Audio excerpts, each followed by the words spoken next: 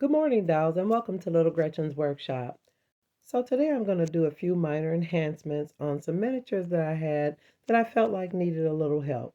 Some need some paint, some need repairs, so I'm going to allow you to just watch what I did. Now I had this little red wagon that I thought was absolutely cute. I love that it's a little scuffed up. I felt like the brass handle and wheels really distracted from the realism. So I'm going to leave it the red color, but I thought that painting the spokes silver and adding black to the wheels would make it look like the wheels are rubber. Now here's this little table that I got in that wonderful bundle from my friend Carol, and I will leave a link in the description so you can see when I got the table, but on site I fell in love with it.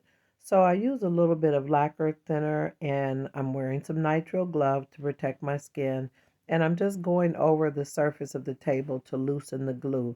Now the glue is probably from, say, somebody may have had an arrangement on the table, like some plates or pots or something, but the lacquer thinner will loosen everything up and make it easy to remove without damaging the table.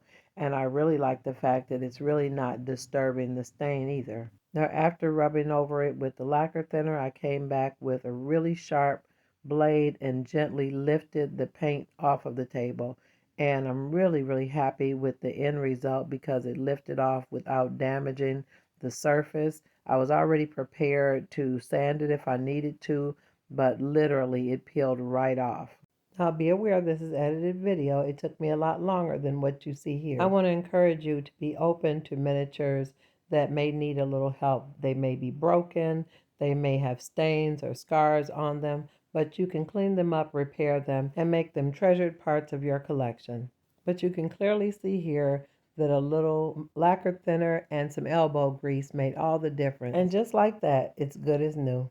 Now, this is another item that was given to me by my friend Carol. Now, it's a really nice, like, curio cabinet, and it actually had a light inside, and this tape here was used to secure the wires and keep everything in place. But I'm not going to use it in that way, although I think that's brilliant. Now, I still have on my nitrile gloves, and I have a really nice piece of cotton, and it's saturated with the lacquer thinner, and I just keep rubbing over that adhesive that was left over from the tape. And I'm really pleased that it removed the residue from the adhesive but didn't disrupt the stain. Now the stains inside the shelf were the plexiglass or glass, and I wanted to clean them. I originally was going to rub the lacquer thinner on it, but I didn't want to cloud up the plastic, so I tried to remove them so that I could clean them more easily, and I don't know if that was a good idea because when I removed the shelves, it disrupted the whole inside setup of the cabinet. I didn't realize the side panel glass was being held together by the shelves, and when I removed the shelves, everything collapsed. I hadn't anticipated having to reassemble the shelves inside the cabinet, but I'll figure that out after both of the shelves are nice and clean. So now both of the shelves are clean, and I'm trying to reattach them or reinsert them into the cabinet, but it was a little bit more difficult than I originally anticipated. So the side panels have grooves in them, so it's a delicate dance trying to reinsert them so that everything will align and the shelves are level and that the side panels are straight, plus positioned properly inside the frames. But it was a really good lesson to learn, so if I ever get a cabinet like this, I'll find a better, less aggressive way to clean the shelves without taking it out of the frame. And I was really satisfied when I got the first shelf in, but I didn't realize that the side panels weren't aligned. Now, if you look at it closely from this angle, I'm going to show you that those side panels are not lined up, and you can see inside the cabinet that the glass is not all the way closed. So now I have to see if I can adjust it again without breaking the wood or misaligning the other part. And after a few additional adjustments, I was able to pop the side panel glass in place so that it's aligned properly on both sides and the shelves are level. And then I realized somewhere in this process, I snatched the handle off the door.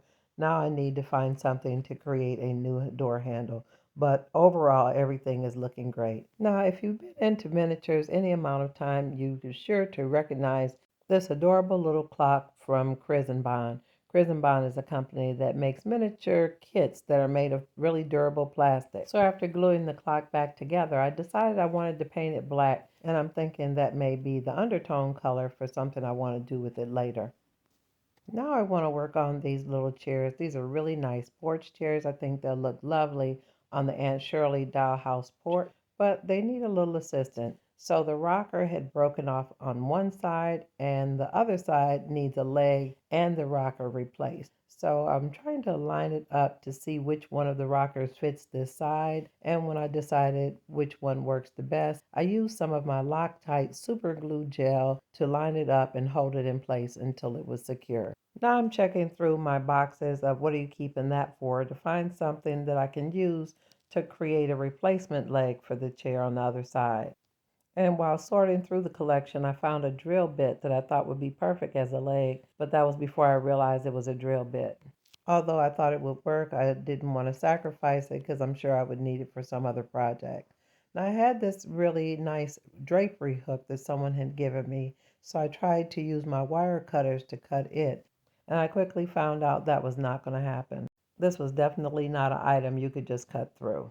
So before I ruined all my tools, I realized I had a really nice piece of wood, which was the same diameter of the part that was the leg, and I thought it would work well. I realized it didn't have to be metal, the glue would hold it, and it would look perfect after I painted everything. So this is another wonderful example of how you have to improvise sometimes.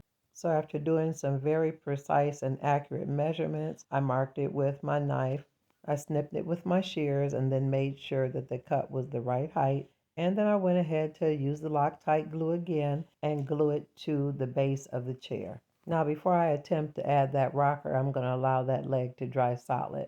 Now that I feel like the new little wooden leg is nice and dry, I'm using my little file to give the tip of the little leg a little curved space so that I can fit the rocker on securely. And here I am lining it up to ensure that it's parallel to the rocker on the other side. And after I realized how to align it, I added my super glue gel and held it in place until it was set. Now, if you're new to the channel, a part of my dollhouse community, there's a dress shop dollhouse. So I purchased a new counter for the dress shop dollhouse showroom, and it sits really close to the ground. So I'm creating some little legs from some pieces of scrap crown molding, and I'm sanding them on the side because I want to stain them, but they're going to lift up the little cabinet just enough so it'll be a more comfortable height for my dolls. Now I really love it that it's unstained and I can finish it the way I like. So I really like things to look very antique and vintage, so I'm going with a darker stain. So I started with the bottom, and it was kind of funny because I didn't realize I could remove the glass. Now I was really excited thinking about all the things that I could do to it after I get it stained and everything all set up. Now this was the point when I realized that I needed to remove the glass and the shelves, but I didn't know that that was possible. So I was pondering how I was going to stain that inside part where the glass is up against the wood. So as I painted as much as I could without removing anything, I discovered the shelves pulled right out. I was a little nervous after the glass shelf fiasco with the little china cabinet, but these wooden shelves pulled out in one piece, which made it really easy for me to stain that part. And while I was staining the inside of the cabinet, I realized the glass was removable as well. I was really feeling very relieved that everything came out easily, but as I was staining the front of the counter where the little window pane dividers were, as I was applying the stain, it fell right out the window. But I didn't panic because it was wood and it wouldn't be hard for me to glue it back in place. So while I was allowing that first coat of stain to dry, I went ahead to add the little legs I had created. Now I turned it upside down, and I love that these little legs are the perfect size and they line up right with the panel of the wood. So it really is a very neat fit. And here I am again adding the glue to the corner and placing one of the legs. And after I had all the legs in place, I felt really good about it because they looked like they were always a part of the original design. So let me allow that to dry. Now that my little metal rocker is dry, I'm going to paint it a dark green. And I'm not really sure if I'm going to stick with the green. I honestly considered doing it just like I did some of the fixtures in the original Dress Shop Dollhouse, and I will leave a link in the description, but I haven't decided yet. So right now I'm just really playing around to see how I like this dark green, and I'm going to allow it to dry and then look at it again to determine if I'm going to keep it or not. Now, when I got to the love seat, I was set on making it black. I wanted to make it more of a wrought iron. I know they were sold as a set, but I really don't like matchy-matchy. I really like things to look random. I wanted to look as though these items were donated or given to them by older family members, or maybe even left behind by previous owners of the houses. Now, then there was this cute little metal chair, which I think would be perfect to be among the children's things. I was trying to figure out what to do with it to make it look a little vintage, but to look like something that would be in a children's room. So I started painting this part brown to give it the impression that it was wooden. And although it didn't look bad, I wasn't sure that it was giving me the feeling that I wanted. So then I turned around and started to paint the legs of it a metallic color, and I'm using the TESTORS paint. Now the brown was an acrylic paint, but the silver is the TESTORS model car paint. So I'm going to allow it to dry and then see what I feel like after that.